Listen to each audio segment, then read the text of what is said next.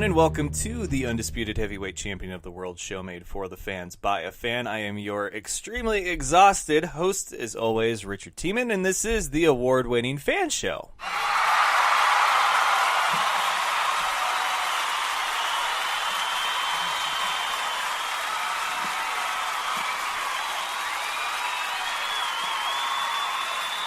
I say that and I mean that because this was not only the longest trip in Fan Show tour history. Granted, it's been a brief one, but still, okay? Stay with me here. It was the furthest ever from Spokane, Washington, then to Seattle. So that even adds another about 350 miles to the total miles traveled this weekend. And then Greensboro, North Carolina was the final checkpoint. And then take that and rewind it back, including the Greyhound, the planes, trains, and automobiles of all shapes and sizes. I mean, it was a good trip, don't get me wrong. What I look at when it comes to, I guess, pass or fail for stops on the tour is what the tour is about. Was the game good? Did I get to have that fan show experience with the fans? Did I get to interact with the players, get to know them a little better, and bring something special and unique with me to this game? And the answer is yes. Now, we didn't get to do a pregame show like we have at all the other stops, but that's because this is an expansion team. It's brand new. They don't have a fan club yet. They don't have a person that's in charge of setting up, all the get-togethers, the gatherings, and the party. And the more that I talked to guys like Coach Billy Back, Coach Schmidt, and everybody else involved in the front office, the game day operations, ownership, this is like the biggest hump you have to get over for an expansion team is week one. Plain and simple. You have to make sure that of all your things to do, your long checklist, that it's, were tickets distributed? Are they working? How's the functionality of the scoreboard, the PA, the broadcast on YouTube? Did the players get their uniforms, their equipment? Do we have this? Do we have this? Everything that makes the game go. And then further down on that is like, okay, so did we do anything with the fan club? Do we have a fan club? Blah, blah, blah. So I get it. I really do. And there was some complications. There was a housing issue. The hotel that the team uses for its away team, there was a problem there. And that's because this is the first. It was all weekend was a first for the Carolina Cobras. And I assume for the Massachusetts Pirates as well, they hosted the Maine Mammoths. And Maine will have to do that, I think, next weekend. I'll check the schedule. But so you have all these growing pains, and it just really reminded me of what I've been going through with the tour and the growing pains and the learning curve and things of that nature. So, at the end of the day, it was a close game. It was so good. Really was a lot of fun. The crowd got really into it. They were loud. They were rowdy. Filled out the arena pretty well considering their first game. And it was against the reigning champion, Jacksonville Sharks. And, there were some hiccups here and there. There was some poor officiating, and I say that and I mean that because normally I'm not someone to put a lot on officiating or on the referees. But I'll tell you straight up that there was some really poor officiating in this game. So that's going to be something that they have to work out. Details like housing and building relationships with sponsors and with who's doing what, who's providing what for the team. And they're over that hump now, and it should be a lot smoother moving forward. So I appreciate them for having me on a weekend where so much was going on, because from my standpoint, from my vantage, it seemed like it went as well as it could, considering the hiccups there were. There was the miscue with their entrances. There was supposed to be a different song that played for their player entrances. The fireworks went off, and one lady told them to go, and the coach said, no, don't go yet. The PA guy was getting stuff mixed up. Their DJ was not cutting off the songs soon enough, and he got yelled at by the referees over the PA system. But the game itself was good. This was a great matchup. I look forward to seeing these two teams face off again later. But all things considered, congratulations, Carolina Cobras, in a otherwise successful opening of your new, brand new inaugural season.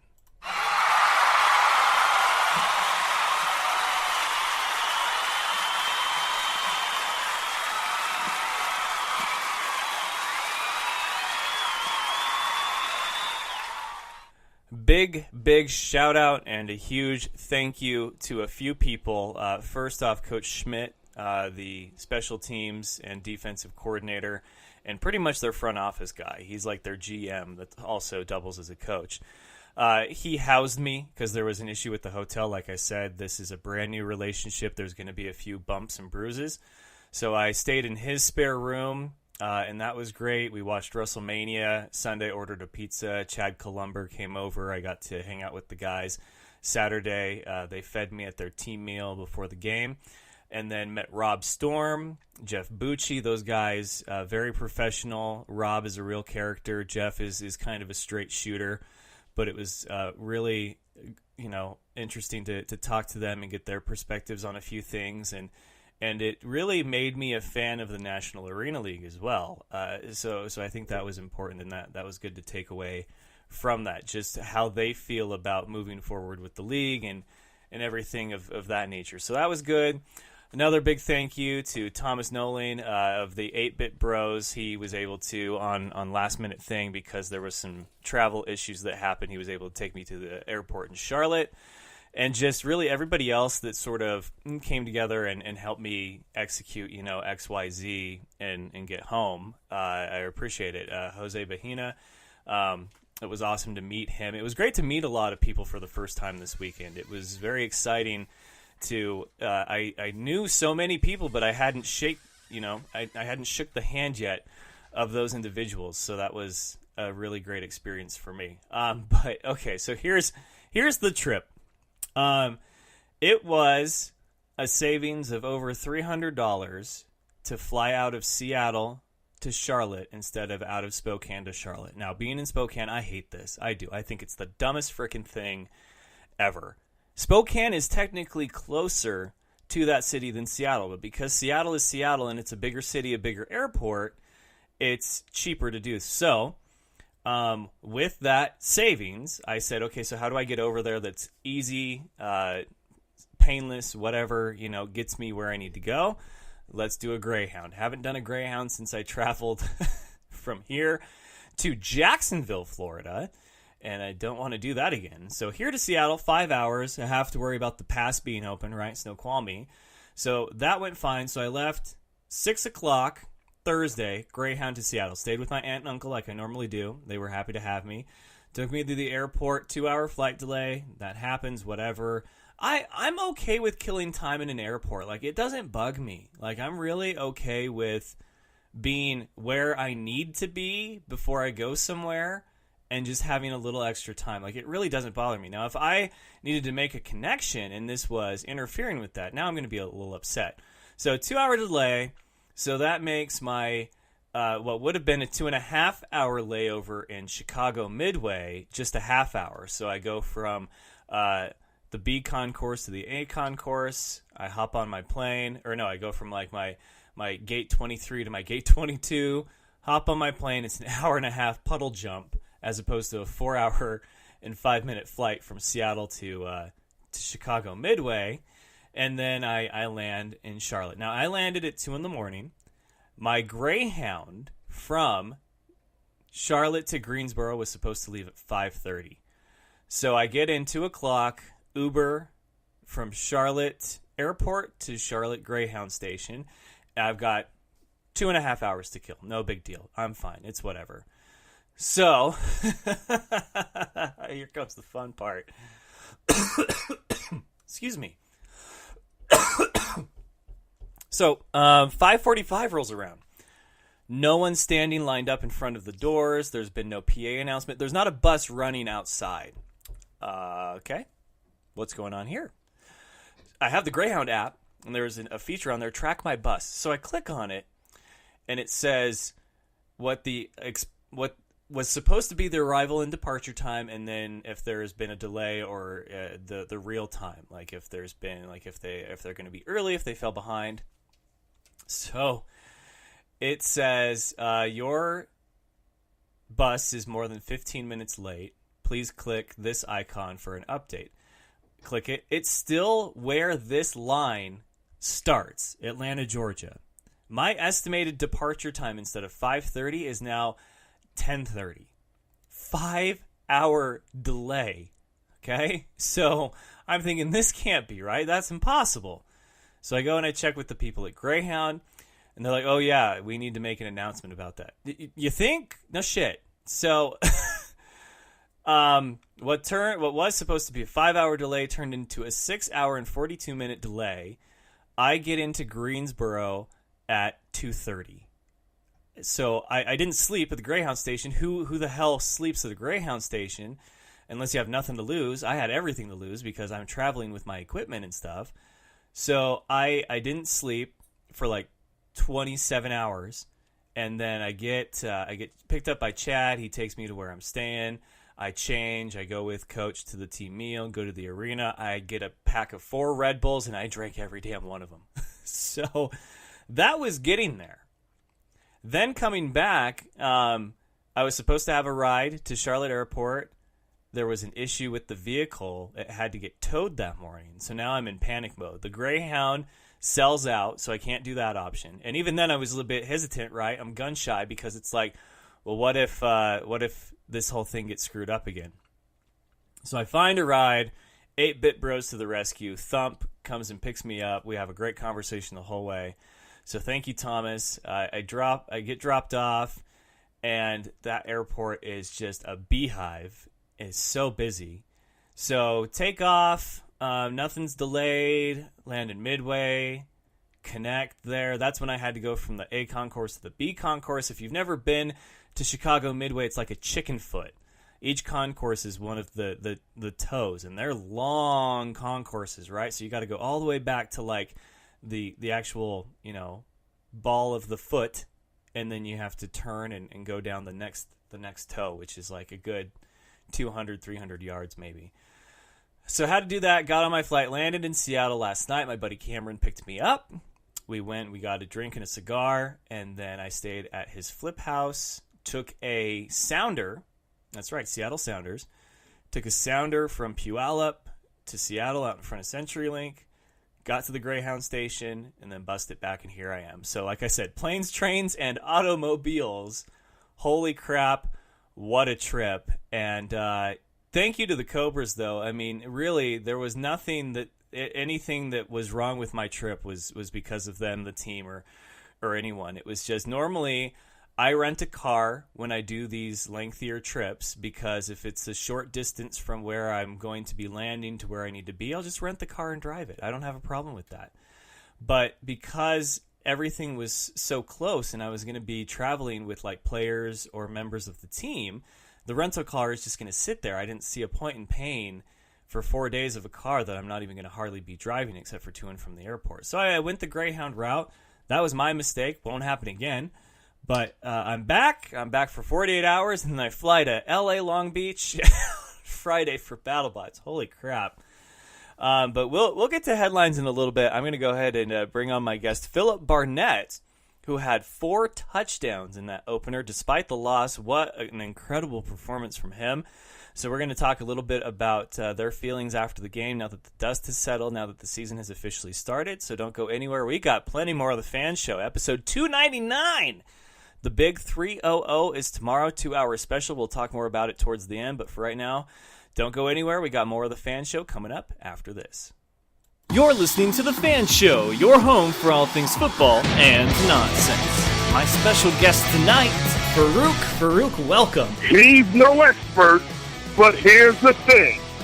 Football and nonsense is what he brings. Sports talk with a twist. It's The Fan Show! Do you know him as Kevin from the League? It is none other than very funny Steve Ranazisi. 99% of the population doesn't know who I am, but the 1% do. They yell and scream inappropriate things at me in public. Kyle Ray. Kyle, welcome. And I was like, wow, I think we just saw the whole Super Bowl, Phyllis. It was like that scene in The Simpsons. Like, why rent the movie? I just saw the best part. Funny man Brad Williams. Yeah, I'm here. No, I flew in just for your podcast. I've heard about this podcast. I've heard it's fantastic. It's Mac and Farva, but they are my special guests tonight.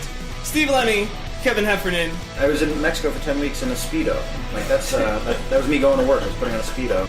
Farva is the most fun to play, and it was a blast to do that again, to do Farva again. So then the makeup artist had to put Vaseline on your body, right? Yeah. And then put the powdered sugar on top of that. Is your name really Richard Siemens? Listen live every Tuesday, Wednesday, and Thursday night on Spreaker.com or subscribe to the podcast on iTunes and SoundCloud.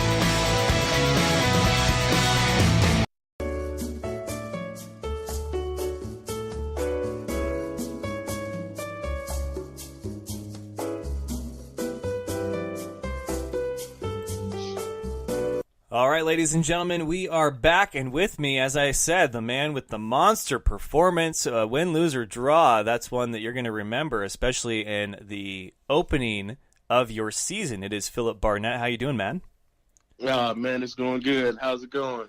Oh, it's going pretty good. Miss you guys in Carolina already. I wish you guys would have got the W, especially for you, because that was just, like I said, I mean, 4 touchdowns. That one where you caught it diving into the end zone, that was incredible stuff. I mean, how do you feel after that performance?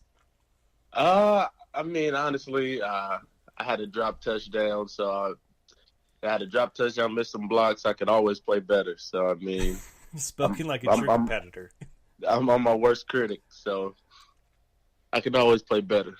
Hey, nothing wrong with that, man. But, so I talked with Coach Billy Back after the game, and he's always been a straight shooter, but he's also he hasn't been one to point blame anywhere or really get overly heated up about something. I mean, he kind of rolls with the punches. What was the message like going into the team meeting Monday? I mean, it's a loss, but it was against a great team like Jacksonville. You guys are going to have some kinks to work out as a brand new team. What do you feel you learned from that game? Well, honestly, we really didn't play that great of a game. We had a bunch of bonehead mistakes with the time with the quarterbacks and everything. Receivers wasn't running the right routes, or not the right routes, but at the right depth. It's just smaller things that we have to work on to get better. Yeah, and of course there's going to be some things that happen like that because you guys, you don't get a big off-season and preseason like the NFL does. You guys have like a camp, you trim the fat, you make the final roster, and then you guys are pretty much, it's opening night right after that. So yeah, and actually with our camp, we started a week later actually than everybody else. So it was we were just trying to get the rust off. So we'll definitely be back this week.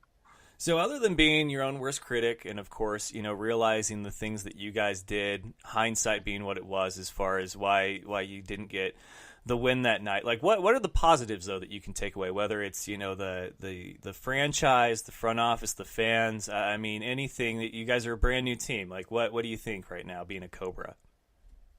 Oh, I know our upside is huge. Like we didn't play well, but we lost by 3 points to the defending champs. So, I mean, once we fix those little small mistakes, the sky's the limit for us.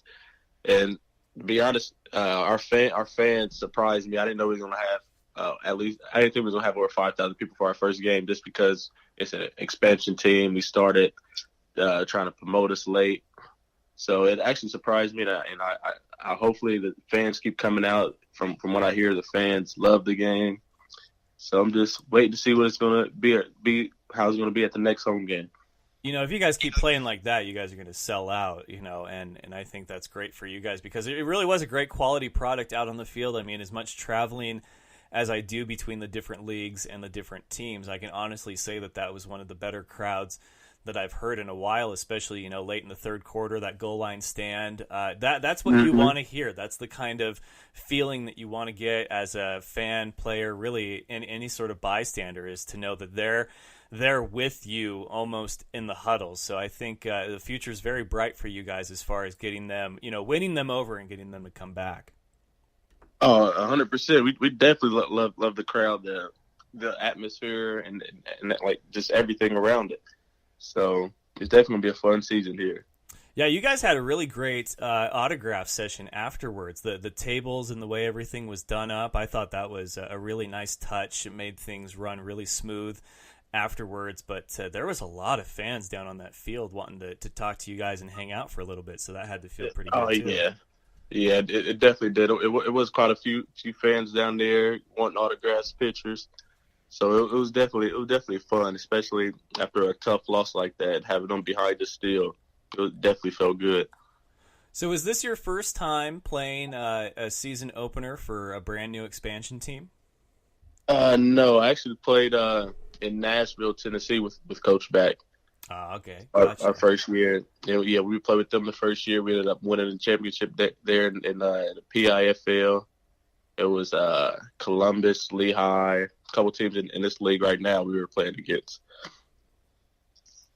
Because I know for a coach and a front office and the powers that be that have to make sure that all the details are as hammered out as they can be for that first game, it can be a little nerve-wracking to take on a little bit extra responsibility because you're brand new, you're the first to do this. But as a player, like, what's different about a home opener for a brand new team as opposed to like anywhere else that you've played, or do you even feel that there is a difference? Yeah, honestly, I mean, people in the front office did a great job. We didn't, like the players, we didn't have to worry about anything. The only thing we had to worry about is getting there, playing in front of the crowd, and the excitement that they were bringing for our first game. So, I mean, we really didn't have to do anything about it. So, I mean, it actually exceeded my expectations, what they were doing in the front office. Yeah, and I think that they executed well. I know that there was some hiccups. There was a few issues with, like, housing for the away team, which, I'm sure that you're just like, well, whatever, maybe it's an advantage for us. But yeah, cause I guess they had to leave a little early, but I mean, I didn't know about that until I got to the arena. So I mean, I didn't know anything about it. Yeah, and then your guys' entrance, there was a miscue there, but I think if that's like the worst of the things to go wrong, I'd say pretty good time for your first game. Oh yeah. I didn't really see what happened. I was like in the middle of the pack, so I thought somebody told us to go, so some of us went out, and then they said, no, not yet. So, but I mean, I still loved it though, man, with those fireworks and everything. Oh yeah, I thought it was great.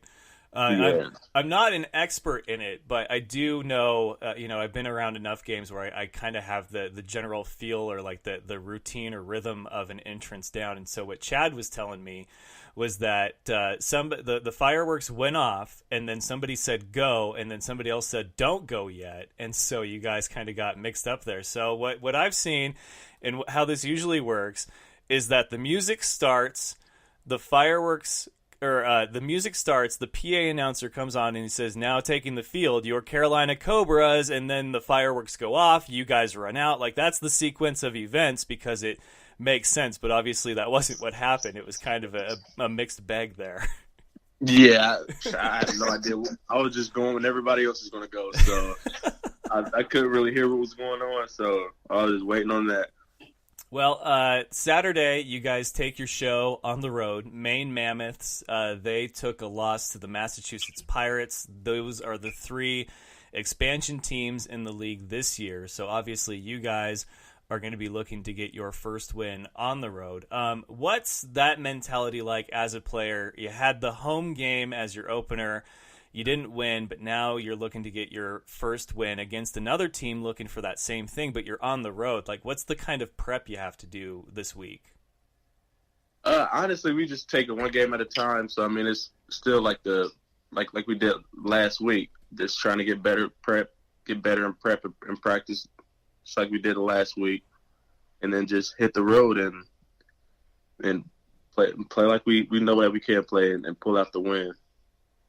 Yeah, I think it's a lot of kinks to work out that'll come, probably this week, because I know you guys don't like to say first game jitters, but that's really what it looked like. It's just you guys getting out there for the first time and trying to make this thing happen. But it was otherwise a great game from my perspective. I thought it was well played. I mean, the first quarter was kind of iffy. There was some bad officiating calls out there, but I think overall, when you look at the final score and the way that the crowd got into it, that's got to feel as close to a win as you can without actually getting the win. But you've played with Coach Back for a while, and obviously that's not going to be the way that he sees it. What's your favorite thing about Coach Back? Coach Back, he's so laid back, creative. He's just a fun guy to be around. He's laid back when it's not game time, but when it's game time, he's a different coach. He's up in you, exciting, and it's just fun being around him. Fair enough. How long have you been playing ball for? I played with Coach Back 4 years. I think it's 4 years. So I played with him in Cincinnati. When I played with him in Nashville and down in Texas. So now I'm here with him now, and I did play with him the last 3 years because I was in the AFL the last 3 years. So, gotcha. And is that been your whole professional career as indoor ball, or have you played where? Anywhere else? Yeah. No, it's just all been arena. And how early did you start out? Like what age? I was 20. Really? Late? Yeah. Huh. Yeah. Because I actually didn't even play in college. I ended up coming home, and I'm actually getting looked at from the CFL right now. So hopefully everything works out. How crazy is that? Well, man, that's awesome. I know. So I got to ask then, 20, didn't play college ball. How does this even come up? Because clearly you're a very talented individual. There's got to be a story behind this. Well, Billy, he was my receivers coach in high school. so he ended up getting the coaching head coaching job in Cincinnati, and then I was like, Billy, man, I don't know. I don't think I'm going back to school right now, and I'm ready to play. He was like, if you play, you're not gonna have eligibility to play college ball anymore. I'm like, yeah. I want to get filmed. I can't just keep sitting out. So I ended up playing with Billy, and that's just what it's been. Wow, bold move there, man. But hey, I hope it works out for you. That's great with the CIF there. I know that your guys' kicker, Craig DeLeg, wants to be in the CIF. I think he should be kicking for the Seahawks because after the season that they had with Blair Walsh, they can't do any worse. Yeah. Well, it's actually a Canadian league, so. Or yeah, I meant CFL, not CIF. Oh, wow. yeah. Yeah. So hopefully everything works out for the both of us. So. Oh man, I'm gonna hit myself for saying the CIF on this thing. Ugh, it's like it leaves a bad taste in my mouth. Yeah. All right, man. Well, hey, thank you guys for the hospitality. It was a lot of fun to be down there. I'm excited to see what the future holds for the Cobras and to come back. I will see you guys later on this season. It won't be in Carolina. You guys are going to be taking on the Massachusetts Pirates, so that'll happen in July. So hopefully that's a game that means a lot for both of you as we get closer to the postseason stretch down there. But until then, just enjoy yourself, have some fun, work towards the CFL, get that film. And yeah, man, it was great to meet you guys and to see Carolina football. Oh, man, sounds good. I appreciate it. Thanks for having me on here, too. Hey, absolutely. Tell the guys I said hello, and you take care of yourself. I will. You, too. All right. Thanks, man. Bye. That was Philip Barnett of the Carolina Cobras. And so with that, let's go ahead and do that thing that we normally do at the top of the show, but we're going to do it now because I got into storytelling, and so now we can finally do it. Headlines.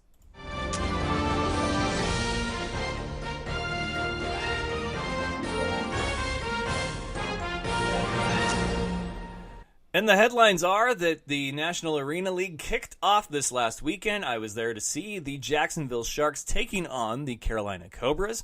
What a game that was. Okay, so poor officiating aside, this was just straight up really good football start to finish. I'm not even going to lie. But 32-30... no, not 32-30. What am I thinking here? That's not the final score. That was the score in the the fourth quarter here, but I'm gonna find it. Where is it? Carolina Cobras. Okay, 41-38 was the final score at the Greensboro Event Center, and like I said, there's a lot of potential for this team. There were some mistakes, there was some sloppy play, but I'm just going to chalk it up to first game of the season. So the future is bright for Carolina. Jacksonville, though, I don't know what you take away from this game.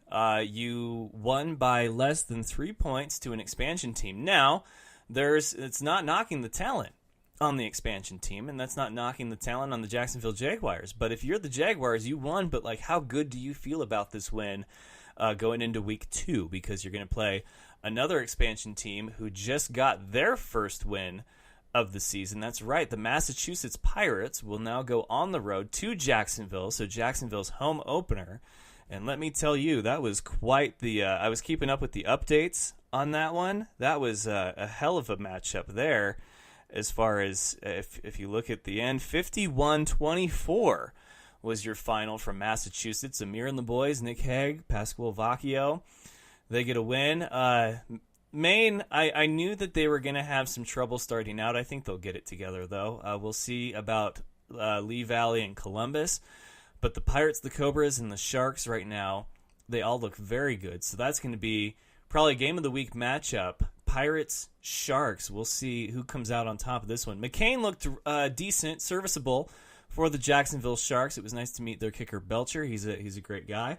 And it was fantastic to see my boys Robert Brown and T.C. Robinson for the Sharks. I was glad for them, obviously, to get the win. Like I said, my preference would be for the home team to win wherever I go, just because that way it's a win for the home team. Everybody feels good afterwards. They go home feeling good. It's a more pleasant experience for me as far as getting the interviews, doing the player of the game, all that stuff. But that's not always the case. And if it was guaranteed, I don't know if it would be any fun. If it was guaranteed that it was going to be the home team that won every time. So Lee Valley and Columbus, they'll face off. That is Friday at 4:30 Eastern. Then we have Carolina against Maine, and that is Saturday at 4 Eastern. And then the Massachusetts Pirates against the Jacksonville Sharks. That is Saturday also, kickoff at 4 p.m. Pacific time. Now, I feel like the last time that I read the times off of here, the times were incorrect. So I could be wrong. Those may be 7 o'clock kickoff time, but we'll talk more about that on Thursday's episode. WrestleMania happened this weekend, and we are going to talk about that tomorrow. That's right. Episode 300, the big 300. First hour will pretty much be me and the sports guy, James Lehman. We're going to talk WrestleMania. I've got Will Gilman, local comedian. He's a big wrestling fan. We'll talk more about it. And then I've got interviews with Mike Herrera of MXPX and NFL Network's own, the co-hosts of NFL Blitz, Aaron Coscarelli and Mark Istuk. So that is going to be a lot of fun. 2-hour special, 2-hour extravaganza tomorrow night. You will not want to miss that one as we celebrate turning 300 here on the Fan Show. And it's crazy to think that I am celebrating my 300th episode because, in all honesty, after episode 1, I was like, what am I doing? What did I get myself into? But here we are. Here we are. In the Indoor Football League, quiet week, just the one game, but it was a great one. Nebraska Danger taking on the Sioux Falls Storm in Nebraska. Sioux Falls comes out with it 45-37. Haven't had a chance to watch the replay on YouTube yet, but everybody that I've talked to told me that it was a great game. So I'm excited to see the replay of that one. In NFL news, Odell Beckham Jr. showed up to Giants OTA or something. I don't care. Look, OBJ is the new LeBron or the new Johnny Manziel. If he so much as parted his hair on the other side of his head, it would be breaking news. I don't care. Khalil Mack seeking more than $65 million in guarantees. Holy crap. So, according to a source, NFL Color Rush is no more on Thursdays. However, on NFL.com, it asks, is NFL's Color Rush era in danger? Get rid of it. It's so dumb. So dumb. They don't even do good color matchups. They have yet to do either the Saints and the Raiders or the 49ers and the Raiders, which would be silver and gold, which would be a great color rush, a great color mashup if you had 49ers instead of using their black alternate as their color rush jersey. Stupid. Again, black is not a color rush. So if you used their gold as the alternate color for the color rush, you give them gold uniforms with red numerals, and you put those against the Raiders, who have their silver uniforms with black numerals. Oh my goodness, that is a feast for the eyes. I even think if you put Green Bay against Minnesota, I think if you put the Bengals against the Steelers, I mean, there's just so much potential for doing it right. And NFL has done it all wrong. It's been it's the worst attempt to sell jerseys that either NFL or Nike could come up with. So this article says, have we witnessed the end of the color rush era in the NFL? Not quite. The monochrome-tastic uniforms, which have been a hallmark of Thursday night football since 2015, could see some deployment changes for the 2018 season. A source informed of the situation told NFL Network's Mike Garofalo that the uniforms aren't going away completely, but they might no longer be exclusive to theirs. Oh my God, really? Stop! Just stop it. There are some additional changes that could be coming to the NFL uniform policy as well. Garofalo reported all modifications would have to be approved by team owners at the Spring League meeting in May. While it remains to be seen if Color Rush has a vibrant future or if it will fade to black, funny, it has provided plenty of vivid memories for fans. Is that really the wording you want to use? Vivid memories? Yeah, because the example here, New York Jets against the Buffalo Bills matchup in November 2015, which left colorblind people going, what the hell is going on? Just get rid of it. It's dumb. Get rid of it. The ketchup and mustard matchup between Tampa Bay and the Rams, dumb.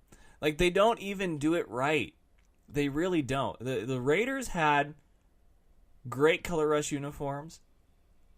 The Bengals had the dumbest color rush uniforms, black and white. Stupid. Patriots had like not even a color rush, but it just I don't even know. It's so dumb. Whatever. Okay, it's gonna upset me if I keep reading this article any further.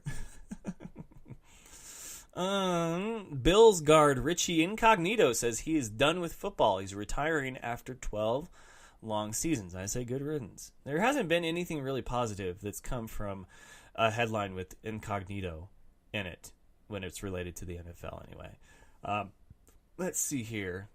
Oh my God. Photo essay. See every Color Rush jersey from 2017. Okay, let's break these down. It's begging for me to talk about it, so why not? So Arizona's was pretty much a knockoff of San Francisco's. Theirs was black with red numerals.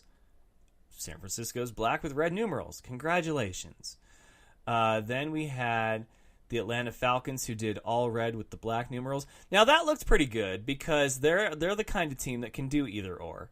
But the problem is that they already wear red uniforms, you know. But it's just I thought Baltimore's looked pretty good. The purple with the gold numerals, it was pretty sharp.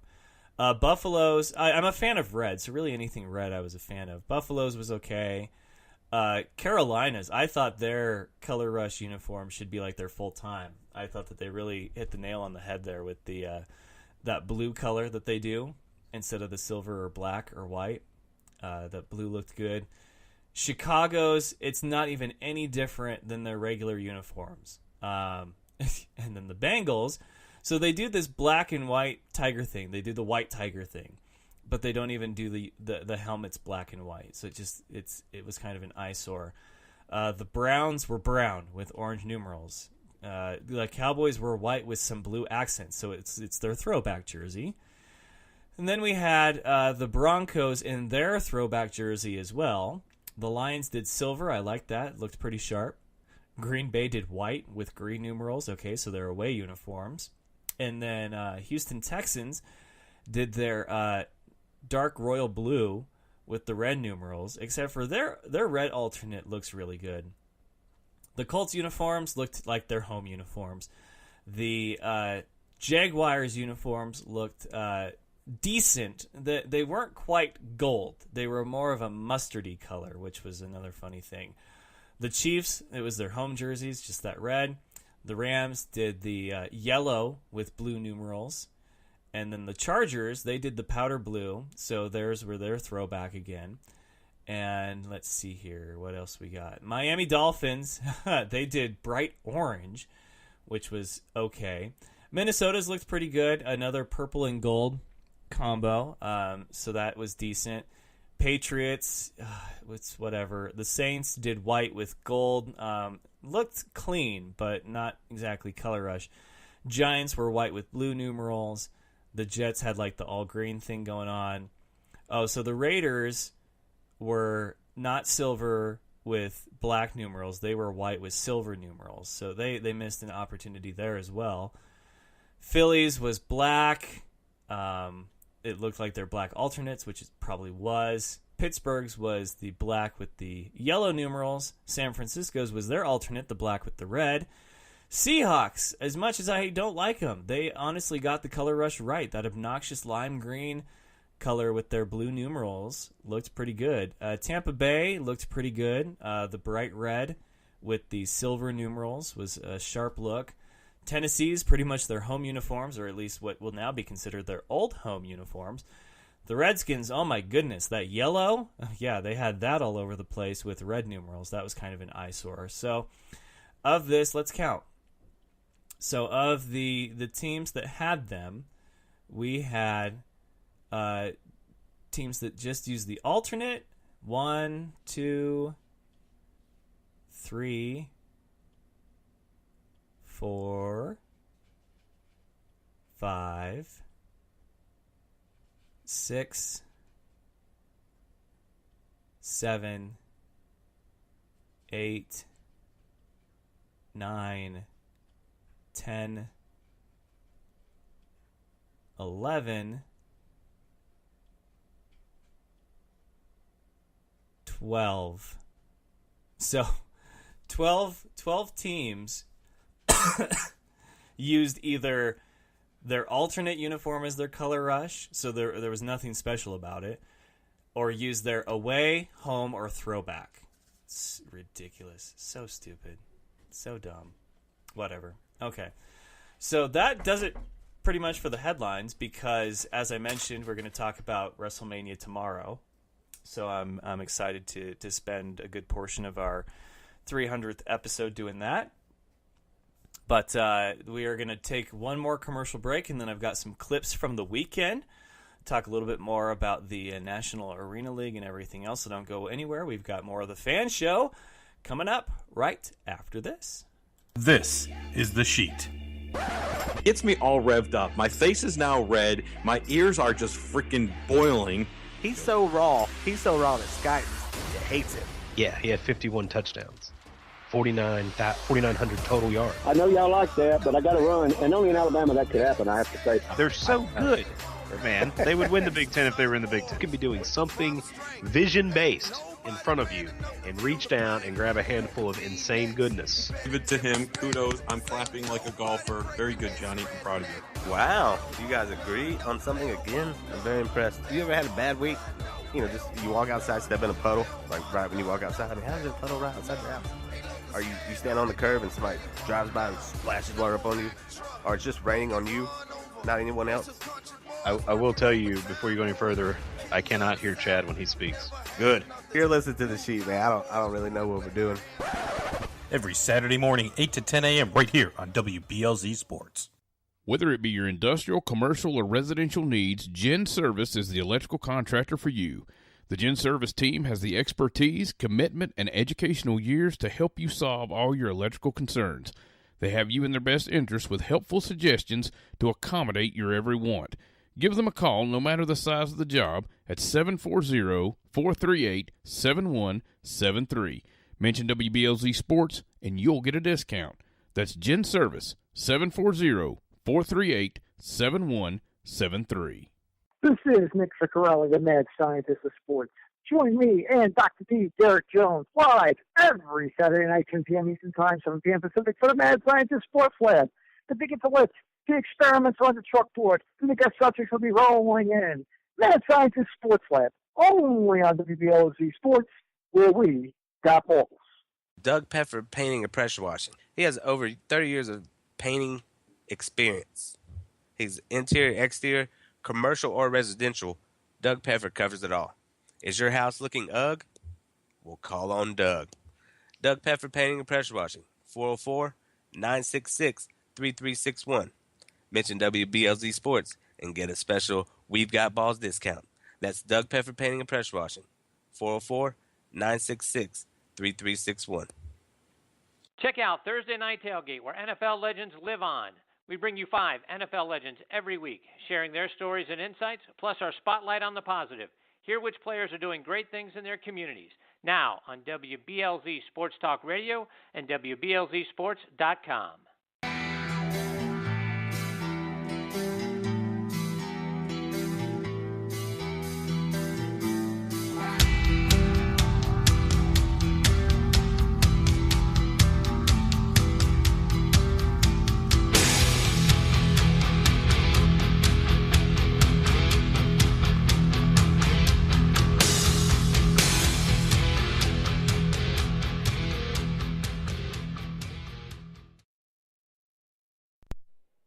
Here post-game with the Fan Show Player of the Game for the National Arena League opener, Carolina Cobras against the Jacksonville Sharks. Charlie Hunt.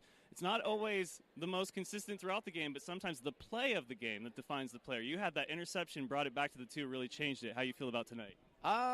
It was an interesting game. It was hard. Both teams were trying to kind of find the rhythm, being the first game. So a lot of mistakes early on, but both teams kind of seemed to find their way in the second half. And then obviously it was a close game, so quarterback threw it, and I just happened to get my hands on it and was fortunate to make that play. Very back and forth game, a lot of defensive stops there towards the end, and of course you being part of that. What was the adjustments you guys made at halftime? We just really wanted to try to keep their quarterback in the pocket, to be honest with you.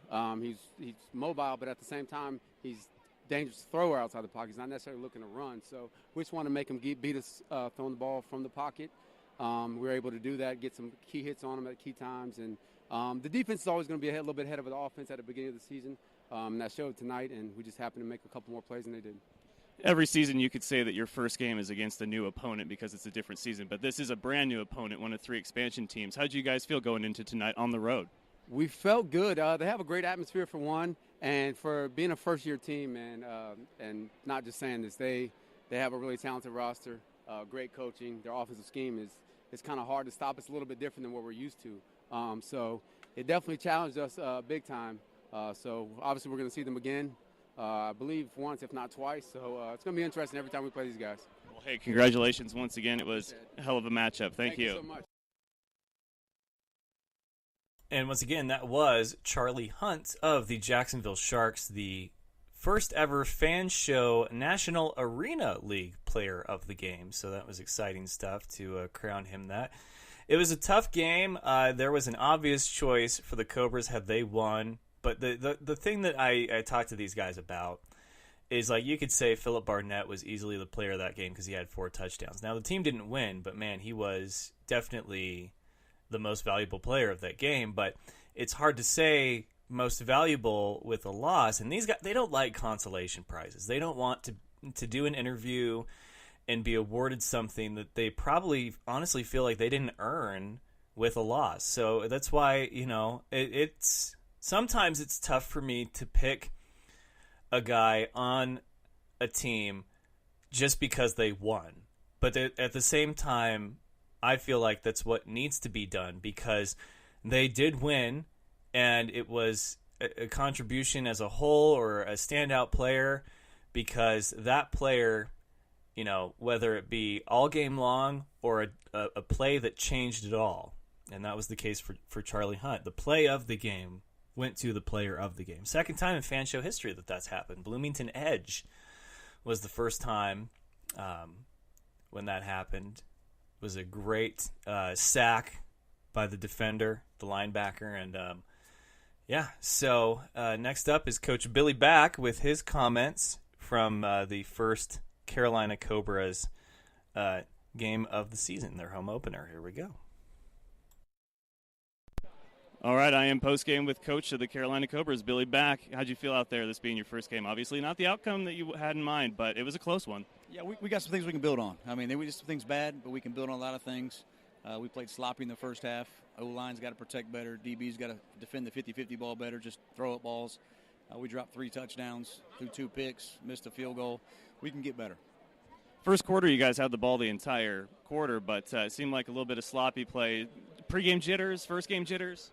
Just trash play. Bad calls by the officials. It worked in our favor, matter of fact. The wrong calls against the defense. We should have kicked the field goal. Jackson should have got the ball. But they threw penalties on them for who knows what, legal formation on the kick.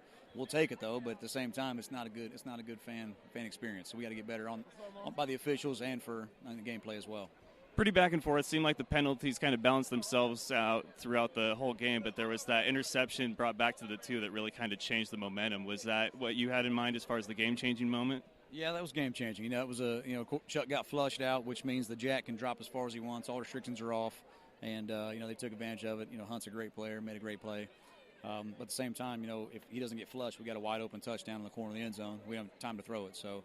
We got to get better up front. And Chuck holds himself accountable for those picks too. But at the same time, if he's getting dirty, we're not doing very well at all. Down by 9, you got the touchdown. The decision to go for 2 instead of 1 there. I went for 2 there. I wanted to get the deuce on the opposing kickoff to put us up instead of tied. And same time, hindsight's 50-50. We had a guy open on the 2 hole. We threw the 3 instead. The 2 was open. The read was there, but at the same time, Chuck couldn't see. We had no time to throw. It's the first game. They say that you learn more from a loss than a win. What all do you think you learned going forward tonight? We got to get better. I mean, we're not great. We're not good. We're average right now. But at the same time, we lost by 3 points to the defending champs. So we'll see how we go from there. All right, well, hey, hell of an opener. Not the outcome you wanted, but still a great game. I appreciate it, Coach. Glad you're here. Thanks, you. All right, that was Coach Billy Back of the Carolina Cobras, and that's going to do it for this Tuesday edition because I am wiped. You spend 5 hours on a Greyhound, and then you spend the last 4 of your 5 or 6 days traveling. Yeah, it's gonna wipe you out. I'm wiped. I'm beat. Tomorrow, episode 300. Set your alarms, mark your calendars. 2-hour extravaganza is going to be a lot of fun, a lot of laughs. I'm so excited about it. Still hasn't quite hit me that tomorrow is the big 300. And then BattleBots this weekend. This has been probably the craziest time ever in the history of the Fan Show. So I want to thank you all for listening this evening. Don't forget, follow us Twitter and Instagram at Fan Show Official and The Fan Show. Snapchat as well as The Fan Show. And you can like us on Facebook. And that is facebook.com/fanshowofficial. Your home base for all things football and nonsense is thefanshow.com. Episode archives, including the most recent ones and some photo albums. Go and click through those. Check out some of the written content. It's a little quiet right now because it's the off season, but it will pick up later. And then, of course, you have the ways that you can listen. You can subscribe to the podcast if you can't listen live, and that is iTunes, SoundCloud, iHeartRadio, replays of the show on WBLZ Sports. Shout out 8-Bit Bros. You guys are friggin' awesome. And then, of course, if you can listen live, it's every Tuesday, Wednesday, and Thursday, with the exception of tonight because of my travel plans. But still, we try to keep true to it. Tuesday, Wednesday, and Thursday, 7 Eastern, 4 Pacific. So thank you once again for listening. Until next time, best of luck to you and yours. Go Niners, and remember, of course, it's all fun and games until you butt fumble. Good night, folks. Do you remember the time that Mark Sanchez ran into his own player's butt? That was funny sports. Thank you for having me on the show, man. I love the Fan Show.